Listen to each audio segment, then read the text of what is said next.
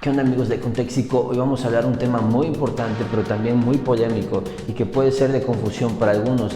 Por lo tanto, si esto te genera alguna confusión, nuestro consejo es que vayas con tu pastor, lo veas junto con tu pastor y platiquen juntos. Siempre hemos dicho que si tú no estás en una iglesia local, no estás aprendiendo en una iglesia local, no estás creciendo y sirviendo ahí, entonces no tiene sentido que tú quieras ver videos y aprenderte 2, 3 cositas en internet y ya con eso creer que puedes vivir la vida cristiana. No es así. La vida cristiana se vive en comunidad y tú rindes cuentas a un pastor, rindes cuentas a una iglesia local y nosotros no queremos ser ningún obstáculo para eso. Dicho esto, vamos a hablar sobre lenguas.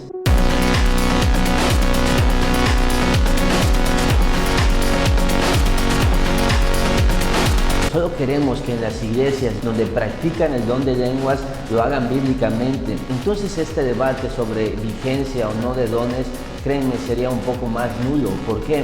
Porque muchos de los excesos que se cometen hoy en iglesias carismáticas son debido a que la experiencia tiene más peso que la Biblia. Lo que queremos aquí es dar una perspectiva bíblica del don de lenguas. Ya vamos a ir a 1 de Corintios 14. Es la enseñanza del don de lenguas y ahí Pablo nos va a aclarar muchas cosas.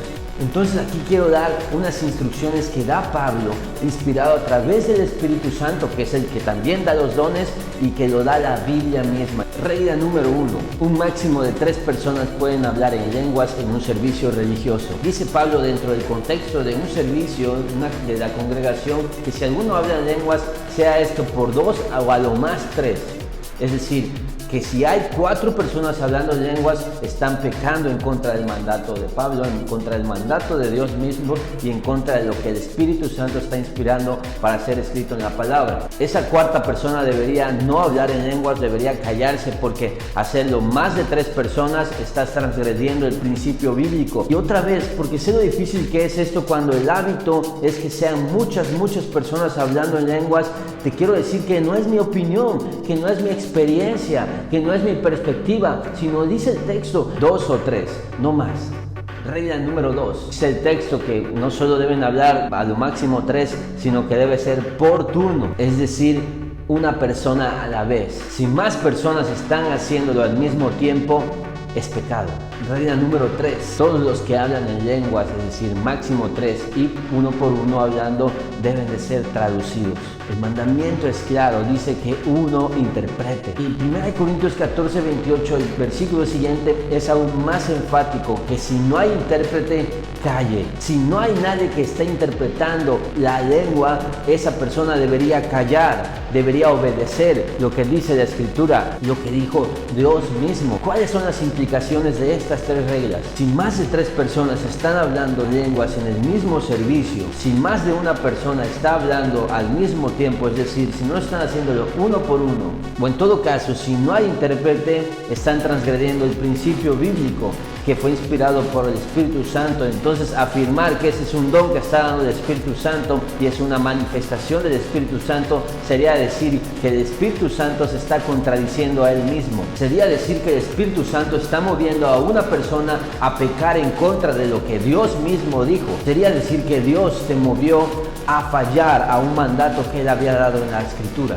Entonces tu experiencia puede ser muy importante, lo que tú has vivido puede ser muy importante, lo que tú has visto puede ser muy importante, lo que pasó en tal lugar puede ser muy valioso, pero lo único que es infalible es la palabra de Dios, y la palabra de Dios enseña esto. No estamos negando el don, estamos diciendo que debería ser practicado conforme a la Escritura. Quiero aclarar que Pentecostés fue mucho antes de que el mandato en 1 Corintios 14, 27 fuera dado. También quiero aclarar que Pentecostés no se da en un entorno, en un contexto de una iglesia local, de un servicio religioso. Pentecostés es un evento extraordinario que no debería ser un patrón para nosotros al momento de hacer iglesia. Aún hay más. Regla número 4. Las lenguas, al igual que los otros dones, solo deben de ser ejercidas dentro de la iglesia si son para edificación. Pablo claramente dice en el 14:26 que todo se haga para edificación. Por eso la interpretación no es opcional, sino es un mandato, es una obligación. Porque Pablo al principio del capítulo 14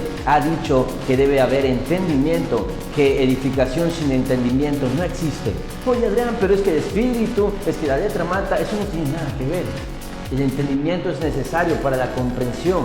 La Biblia no nos habla de vaciar nuestra mente y solo sentir en el alma, eso es hinduismo. La Biblia habla de que renovemos nuestra mente, que renovemos nuestro entendimiento. Jesús dijo, santifícalos en tu verdad, tu palabra es la verdad, es decir, la verdad es ese conocimiento intelectual y obviamente también emocional por el cual somos transformados.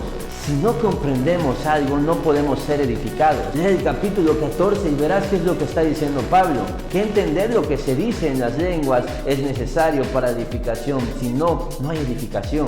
Si no, de nada sirve hablar en lenguas. Esta regla número 4 dice que ha de ser de edificación para la iglesia. Entonces tú puedes decir, por eso Pablo dice que si no hay intérprete, mejor que calles y hables para ti mismo. Entonces ores en lengua y tu espíritu es edificado.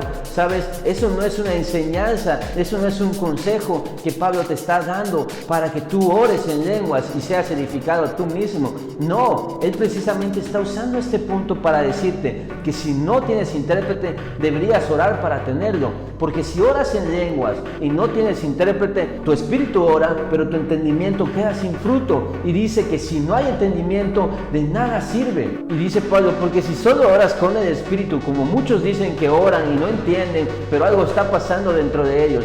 Dice Pablo, oraré con el espíritu, pero oraré también con el entendimiento. Y Pablo usa un poco un lenguaje irónico, dice, porque si bendices solo con el Espíritu, el que ocupa el lugar de oyente, ¿cómo dirá amén a tu oración? Por eso Pablo dice que en la iglesia, aunque él habla en lenguas, prefiere hablar 5 palabras con entendimiento que 10,000 palabras que él no entiende y que la gente no entiende. Por eso Pablo va a aclarar aquí que la profecía es un don mayor que las lenguas, porque la profecía se entiende, todos comprenden el mensaje, por eso en vez de hablar en lenguas, deberías estar predicando. Y si hablas en lenguas, deberías tener intérprete y deberías seguir estas reglas. Hasta aquí lo vamos a dejar ahora, solo te pedimos que medites en esto, lleves esto a Dios en oración, porque la idea es que todos deberíamos querer sujetarnos a lo que Dios quiere, a lo que a Dios le agrada, y en todo caso, edificar a la iglesia, servir a la iglesia con lo que a Dios le agrada, y no estar fallando o transgrediendo lo que Él mismo ha dicho que no podemos hacer.